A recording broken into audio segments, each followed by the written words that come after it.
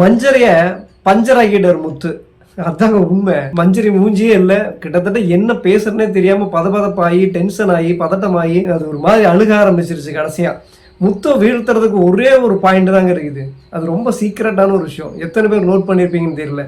பொண்ணுங்க அழுதாங்க அப்படின்னா முத்து ஆஃப் ஆயிரும், அவ்வளவுதான். அதுக்கப்புறம் அவன் கேம் விளையாட மாட்டான். அதான் இன்னைக்கும் நடந்துச்சு. அது வந்து ஒரு சிலர்லாம் வந்து தப்பா புரிஞ்சுக்கிட்டு மஞ்சரி வந்து ஃப்ரெண்டு அப்படிங்கறதுனால ஆரம்பத்தில் ஒரு மாதிரி பண்ணிட்டு மறுபடியும் வேற மாதிரி பண்ணிட்டா அப்படிங்கிற மாதிரி நினைச்சுக்கலாம். சத்யாவோட அப்படி நினைச்சுக்கலாம். அது இல்லை மேட்ரு. அழுக ஆரம்பிச்சிட்டாவே அங்க முத்து ஆஃப் ஆயிரும். அதாவது ஒரு கேம் உள்ள விளையாடுறாங்க அப்படின்னா அது யாருக்கிட்ட விளையாடுறதுன்னு ஒண்ணு இருக்குது. முத்து கிட்ட விளையாடுறதெல்லாம் பார்த்து விளையாடணும். அது மஞ்சரியா இருந்தாலும் சரி, அஞ்சரியா இருந்தாலும் சரி. இல்லை அப்படின்னா பஞ்சர் தான் ஆகணும். அந்த மாதிரி முத்து பண்ணிட்டான். ஆரம்பத்தில் காலையில் என்ன நடக்குது அப்படின்னு வந்து பார்த்தீங்கன்னா, காலையில் எந்திரிச்ச உடனே வந்து மஞ்சரி கூப்பிட்றாங்க. இந்த மாதிரி நைட்டே வந்து டேபிள் துடைக்கிறேன்னு சொன்னீங்க இல்லையா, ஏன் துடைக்கல அப்படின்னு மஞ்சரி வந்து முத்துக்கிட்ட கேட்டோன்னே, நான் இப்போ வந்து துடைக்கிறேன் அப்படின்னு சொல்லி சொல்றாப்ல. இதுக்கடையில வந்து பாத்தீங்கன்னா முத்து கேட்டிருக்காப்ல, ஏதாவது டாஸ்க் கொடுக்குறீங்களா, டாஸ்க் பண்ணிட்டு துடைக்கவா இல்ல துடைச்சிட்டு அப்புறம் நான் டாஸ்க் பண்ணவான்னு கேட்டிருப்பாப்ல போல இருக்கு. அது லைவ்ல காட்டல, அது வந்து பேசினப்ப தெரியுது. அப்ப முத்து ஆரம்பத்திலே என்ன சொல்லியிருக்காப்ல, டாஸ்க் கேட்டிருக்காப்ல.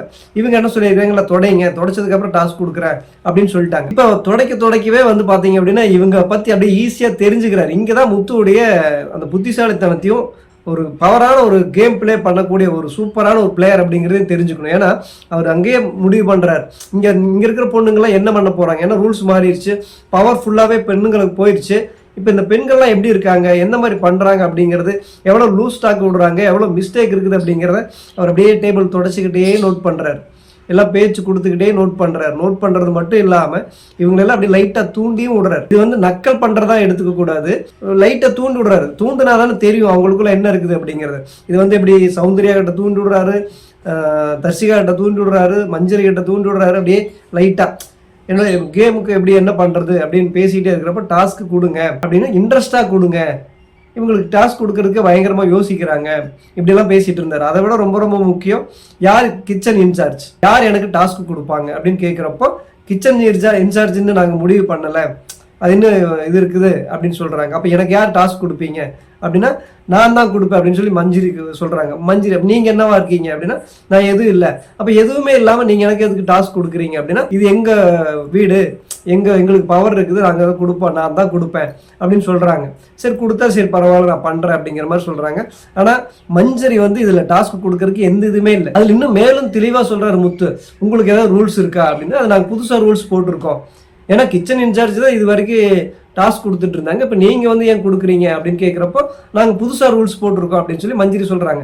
அப்போ அந்த ரூல்ஸை காட்டுங்க அப்படின்னா இன்னும் அது வரல அப்படின்னா வந்ததுக்கு அப்புறம் சொல்லுங்க, அதுக்கப்புறம் நான் டாஸ்க் பண்றேன் அப்படின்னு தெளிவா ரூல்ஸ் பிரகாரம் விளையாடுறான். ஆனால் அதுக்கே அங்கெல்லாம் பதில் இல்லை. அதனாலதான் இது சரி ஓகே இது இப்படியே விட்டோம்னா ஆகாது அப்படின்னு அவங்க போற போக்குலயே விளையாண்டு, எப்படி சொல்றதுன்னா கரெக்டா சொல்லணும்னா முத்து வந்து நின்ன இடத்துலயே விளையாண்டுக்கிட்டே இருக்கிறான். இந்த மஞ்சுரியா இருக்கட்டும், சௌந்தர்யாவா இருக்கட்டும், மற்ற லேடிஸ் எல்லாருமே சுத்த விட்டு அவங்களையே சிக்கல்ல மாட்ட வச்சு சிக்க வச்சு ஆட வச்சா முத்து. இதுதான் உண்மை. முத்து நின்ன இடத்துலயே ஆடுனா மற்றவங்களெல்லாம் சுத்த விட்டு அவங்கள சிக்கல்ல மாட்டி அவங்க சிக்கிட்டாங்க. சிக்கி எல்லாருமே பதச்சு போயிட்டாங்க. அதுலயும் மஞ்சுரியெல்லாம் அழுகவே ஆரம்பிச்சிட்டாங்க. அந்த அளவுக்கு ஆயிடுச்சு. இனிமேல் வந்து பசங்க டீமுக்கு ஒரு டாஸ்க் கொடுக்குன்னா இந்த பயம் இருக்கும், அடி மனசுக்குள்ள என்ன சொல்றது அவ்வளவு பயம் இருக்கிற மாதிரி முத்து பண்ணிட்டான். அது அப்படியே போயிட்டு இருக்கு. இப்போ வந்து டாஸ்க் வந்து கொடுக்கணும் அப்படின்னு முடிவு பண்றப்ப வந்து எக்ஸசைஸ் மாதிரி கொடுக்கலாம் அப்படின்னு பேசிட்டு இருக்காங்க. அதுக்கு வந்து முத்து வந்து அப்படியே உண்மையாவே வேணும்னே தான் பண்றான். அப்படியே இதெல்லாம் என்னது கொஞ்சம் இன்ட்ரெஸ்டா கொடுங்க அப்படின்னு கேட்கிறப்போ துடைக்கிறப்போ வந்து துணி கேட்கறான். துணி வந்து ஒரு நல்ல துணியை கொடுங்க அப்படின்னா நீ துணி எல்லாமா கேட்பீங்க அப்படின்னு மஞ்சரி கேட்குறப்ப இது எங்க வீடா இருந்துச்சுன்னா நான் ஏதோ ஒரு துணி எடுத்து வந்து தொடச்சிக்குவேன். இப்போ இது உங்க வீடா இருக்குனால நீங்க துணி கொடுங்க அப்படின்னு கேட்குறப்ப துணி வந்து வேற மாதிரி கொடுக்குறாங்க. ரொம்ப அழுக்கா இருக்குது. அதுக்கு வந்து கொஞ்சம் அதே நக்கல்லே வந்து சௌந்தர்யா கிட்ட என்னங்கிறாப்புல, சௌந்தர்யா நீ வேணா வந்து மேல டேபிள் மேல படுத்துக்கிறியா அப்படின்னு சொல்லி முத்து சொல்றாப்புல. அது வரைக்கும் சொல்ல. இந்த சௌந்தர்யா எப்பவுமே டக்குன்னு சொல்லாது. ஒரு 10 நிமிஷம் 1/4 மணி நேரம் 1/2 மணி நேரம் யோசிச்சு அதுக்கப்புறம் தான் சொல்லும். அதுக்கப்புறம் பேசிட்டே இருக்காங்க. இப்போ இந்த டாஸ்க் வந்து என்னவா கொடுக்கலாம், இவனுக்கு எக்ஸசைஸ் பண்ற மாதிரி டாஸ்க் கொடுக்கலாம் அப்படின்னா அது ஒரு மாதிரி அது இங்கிலீஷ் வார்த்தையா இருக்கு தெரியல. அதை பத்தி வர்ஷினியும் மஞ்சுரியும் டிஸ்கஷன் பண்ணிட்டு இருக்காங்க. இது டக்குன்னு ஒரு 10 நிமிஷம் ஆனதுக்கப்புறம் சௌந்தர்யா யோசிச்சுட்டு சொல்றாங்க, அப்படின்னா நீ படுத்துட்டே உருண்டுக்கோ, அப்படியே ரொம்ப இன்ட்ரெஸ்டா நீ கேட்கறீல்ல அப்படின்னா இந்த டேபிள் ஃபுல்லா நீ படுத்தே சுத்தம் பண்ணு அப்படின்னு சொன்ன உடனே அதுக்கு சளைக்காம மனுஷன் கவுண்டர் கொடுக்குறான். ஓகே நான் உருள தயார், என்னோட சட்டை நீங்க துவச்சு போடுறீங்களா அப்படின்னு. அதுக்கும் பேச தயார் இல்லை. யார் என்ன பேசினாலும் அடுத்து பேசினா முத்து பேசினானா எல்லாரும் வாய பே அப்படின்னு தான் உட்காந்துருக்காங்க. அவனால என்ன சொல்றது, முத்து பேசுறான். அதுக்கப்புறம் இவங்ககிட்ட பேசுறதுக்கு அங்க சரக்கே இல்லை, யாருக்கும் இல்லை. ரொம்ப பயங்கரமாக நான் பெரிய அறிவாளி நினச்சிட்டு இருக்கிற தர்சிகாட்டையும் இல்லை, மஞ்சுரிட்டையும் இல்லை, எல்லாத்துட்டையும் இல்லை.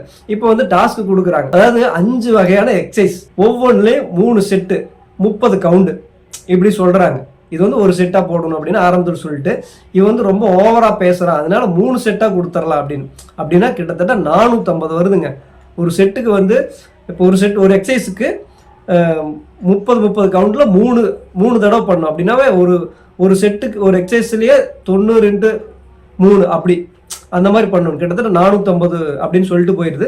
சொல்லிட்டு போனதுக்கப்புறம் வந்து மஞ்சரி வந்து குளிக்க போகிறப்ப காதுன்னு சொல்லிட்டு போகிறாங்க. அது லைவ்லேயே வந்து நமக்கே தெரியல இவங்க சொல்கிறாங்க அப்படிங்கிறது, நம்ம போய் பார்த்தா தான் தெரியுது. காதுக்குள்ளே போய் ஒன்று மட்டும் சொல்லு அப்படின்னு சைக்கிளை காட்டிட்டு போகிற மாதிரி இருக்குது. ஆனால் இது எல்லாம் பொறுமையாக கேட்டுக்கிட்டே இருந்துட்டு அவன் போய் எக்ஸசைஸ் பண்ணுறான், உண்மையாகவே பண்ணுறான். பண்ணிக்கிட்டே இருக்கிறப்ப வந்து பார்த்தீங்க அப்படின்னா சொல்கிறேன், என்ன சொல்கிறது பார்த்தியா, ஒரு டேபிள் துடைக்கிறதுக்கு இவங்க கொடுக்குற டாஸ்க்கு இவ்வளோ இதாக இருக்குது அப்படின்னு சொல்லிட்டு முதலே சொல்லிட்டு போகிறான். அங்கே போய் தீபக்கிட்டையும் தீபக் இருக்காப்புல, தீபக்கிட்ட தான் சொல்கிறாப்புல. அப்போ எக்ஸசைஸும் பண்ணுறான். இது வந்து கவுண்ட் பண்ணுறதுக்கு சௌந்தர்யாவை தாட்டி விட்டுருக்காப்புல. சௌந்தர்யாவிட்ட தான் மஞ்சரி சொல்லியிருக்காங்க, ஒரே ஒரு செட்டு போட்டான்னா விட்டுற சொல்லு அப்படின்னு. அதே மாதிரி அவனால் எனக்கு உட்கார்ந்து இப்படி மேலே கை தூக்கி கீழே உட்கார்ந்து படுக்கிறதுங்கிறது ரொம்ப கஷ்டமாக இருந்துச்சு. அவனாலே உண்மையாகவே பண்ண முடியல. அதவே 30 பண்ணி 3 தடவை பண்ணணும், 90 தடவை பண்ணணும். யோசிச்சு பாருங்க, அவன் பண்ணிட்டு இருக்கான். உண்மையாகவே அது ரொம்ப கஷ்டமா, அப்படிலாம் பண்ணவே கூடாது. 30 செகண்டில் தான் பண்ணுமா. இதை வந்து வர்ஷினி சொல்கிறாங்க, இதை இப்படி 30 செகண்டில் தானே பண்ணணும், ஏன் 30 பண்ணுறீங்க அப்படின்னு வர்ஷினி கேட்குது. இல்லை 30 செகண்ட் இல்லை 30 கவுண்டுன்னு சொல்லி மஞ்சரி சொல்லியிருக்காங்க அப்படின்னு முத்து சொன்னதுக்கு அப்புறம் தான் இல்லை இது ரொம்ப கஷ்டம், இது ரொம்ப ஹார்டாக இருக்குது, நம்ம கேட்குறேன்னு போகிறாங்க. இதுக்கிடையில் அன்ஷிதா வந்து சொல்கிறாங்க, எப்படி சொல்கிறது, குதிரை வந்து எப்படி காஞ்ச மாடு கம்பளு வாயின்னு சொல்லுவாங்க இல்லையா, அந்த மாதிரி பசியாக கிடக்கிறவன் திடீர்னு சோத்தக்கண்டா இப்படி கவுன்னு பயங்கரமாக கவ்வி திம்பானோ அந்த மாதிரி இதெல்லாம் நம்ம டாஸ்க் கொடுக்கக்கூடாது, ரொம்ப தப்பு அப்படின்னு சொல்லி அன்ஷிதா பேசிகிட்டு இருக்காங்க. ஜஃப்ரி என்ன சொல்கிறான், இப்படி எல்லாமா டாஸ்க் கொடுப்பீங்க, எப்படி சாகாமல் உடைய சாகடிக்காமல் திருப்பி எங்களுக்கு முத்து திருப்பி கொடுங்க அப்படிங்கிற மாதிரி ஜஃப்ரி சொல்கிறா. சத்யா என்ன சொல்கிறா, நீ பண்ணுறா பண்ணி நாக்கு தள்ளி நீ கீழே விழுந்து மயக்க மாட்டா கேஸ் ஆகிட்டு போகுது அப்படின்னு சொல்கிறேன். அந்த அளவுக்கு ஆனதுக்கு அப்புறம் தான் வர்ஷினி எந்திரிச்சே போகிறாங்க. ஏன்னா அது அவ்வளோ தூரம் சின்சியராக போயிட்டு இருக்குது. ஆனால் இவன் வந்து நிற்கிறதா இல்லை. சௌந்தர்யாவும் சொல்கிறாங்க போதும் அப்படின்னு.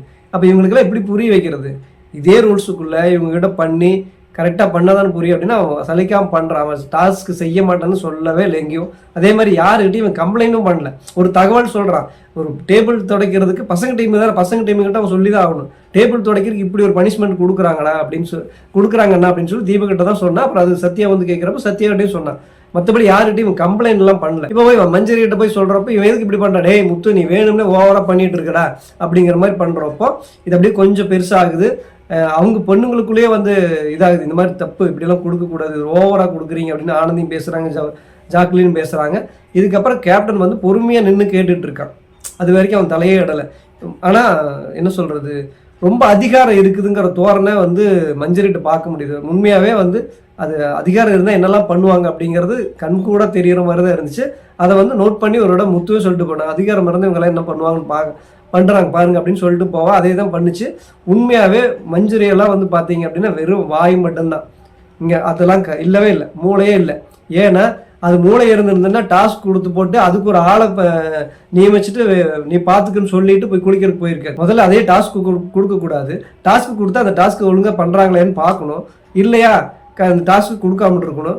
அது மட்டும் இல்லாமல் இவன் ஓவராக பேசுகிறான்னு சொல்லி இவனை பனிஷ்மெண்ட் பண்ணுறான்னு சொல்லி இவனுக்கு 3 செட்டு கொடுக்குறேன்னு சொல்லி கொடுத்தது மட்டும் இல்லாமல் அங்கே நாக்கு தள்ள தக்குன்னு பேசி ஒன்றும் முடியாமல் அழுக ஆரம்பிச்சிரு. ஏன்னா அந்த அளவுக்கு வந்து இப்போ முத்து சொல்லியே கொடுக்கல, பசங்க டீமெல்லாம் ஒன்று சேர்ந்துட்டாங்க. அதுலேயும் குறிப்பாக கேப்டன் அருண் கேட்குற கொஸ்டினுக்கு அங்கே பதிலே இல்லை. ஏன்னா இதைத்தான் முத்துவே ஆரம்பத்திலே பேசினா, உங்களுக்கு ரூல்ஸ் இருக்கா, இல்லை புதுசாக ரூல்ஸ் போட்டிருக்கீங்களா, போட்டிருக்கிறோம், அது எங்கே இன்னும் வரல, வந்ததுக்கப்புறம் கொடுங்க, அதுக்கப்புறம் நான் டாஸ்க் பண்ணுறேன். இதை தான் முதல்ல முத்து சொன்னேன்.